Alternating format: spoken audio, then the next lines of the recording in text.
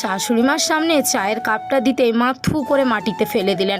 তখনই আমাকে বলে উঠলেন, সামান্য চা বানাতে জানো না?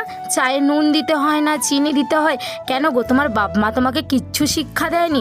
এত বড় ধাড়ি মেয়ে হয়েছো, লোকের বাড়িতে বিয়ে হয়ে এসেছো, এগুলো একটু শিখে রাখা তো দরকারই ছিল না। মা, চাটা না আমি বানাইনি, চাটা বানিয়েছে আপনার মেয়ে, মানে হচ্ছেন আমার ননদ। আচ্ছা, ও একটু ভুলভাল হতেই পারে, সদ্য বিয়ে হয়েছে তো তাই। মা, আমারও তো সদ্য বিয়ে হয়েছে, আমাকে না হয় আমার মা বাবা কিছু শেখায়নি, তা বলি কি আপনিও কিছু শেখাননি ওকে? থাক, অনেক হয়েছে, অসব তর্কাতর্কি ছাড়ো। দেখি নিমকিগুলো খেয়ে দেখি তো, খুব মুচমুচে দেখা